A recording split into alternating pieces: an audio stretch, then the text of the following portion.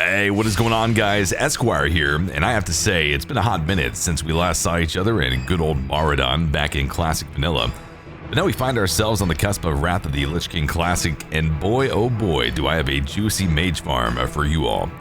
Today we're going to be looking at a mage farm that can be done at level 70 on Wrath launch, assuming no changes, that will help mages get some nice uncontested experience while also gathering some good items and gold along the way. Without further ado, guys, let's go ahead and talk about some of the talents and hop right into the farm. Before we go ahead and hop into the poll, I want to do a quick rundown of what kind of gear I'm going to be rocking for this AoE farm. It's a mixture of tier 6 Sunwell Plateau, Black Temple, and Zul'Aman gear. However, you don't need nearly this good of gear to be able to find success in Wrath of the Lich King AoE farms. I think having a baseline of maybe tier 4 gear should be enough. You definitely don't want to walk in here with greens, but I think that tier 4 baseline epic will be able to find you some success. As you can also see on the current build for the Wrath of the Lich King Classic Beta, Worn Spell Haste is not being calculated, so even though we have probably roughly over 300 Worn Spell Haste, you can see it's currently calculated under our spell stat tab as 0. Shifting over to our glyphs, if you want a link to my talents, that's going to be down below in the description. We've got our 3 minor glyphs. These are going to be just quality of life upgrades to some of our abilities. Slow Fall, which we don't really use here in this farm itself, isn't going to need a light feather. Frost Armor and Ice Armor are increased by 30 minutes as far as their duration, and then AI costs 50% less mana.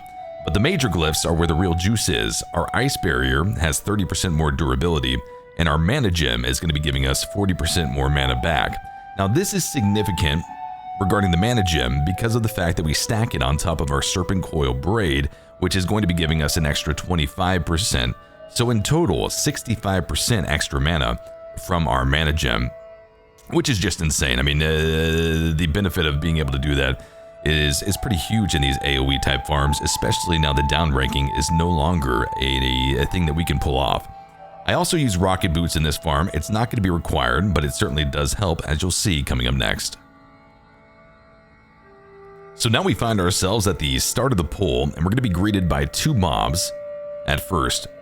Go ahead and Ice Lance the far mob, get it close to the close mob, and hit him with a Cone of Cold, so that we can then begin to skirt around in a circular motion without taking any damage or losing any durability on our shield, and continue on with the rest of the poll.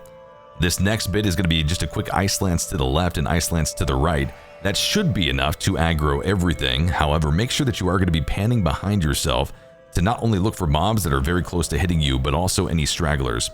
Counterspell, Ice Lance, boom, you're good to go. Entering into the next room, there are going to be 3 quadrants separated by these firewalls.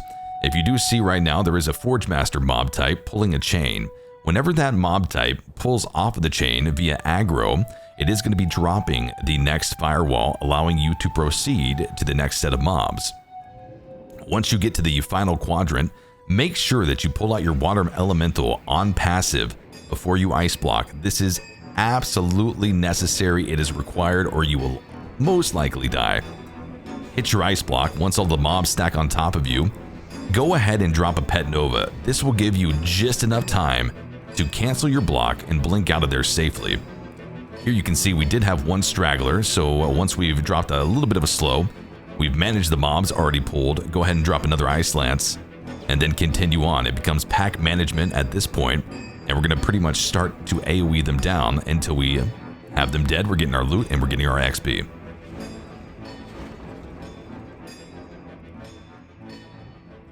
As you can see, we're getting about 4,650 XP per kill. This is a massive amount of XP, and is really going to provide us with some pretty good juice here at the launch of Wrath Classic.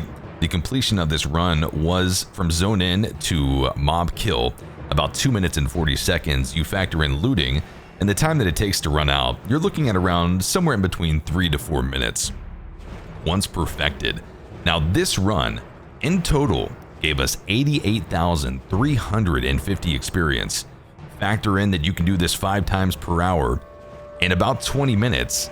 Guys, that's 440,000 XP in 20 minutes, giving you about 40 minutes to go out and mob grind or go out and do quests to then further boost that XP per hour. We're talking about some pretty insane numbers given the fact that there are going to be so many people playing on launch that questing is not going to be efficient.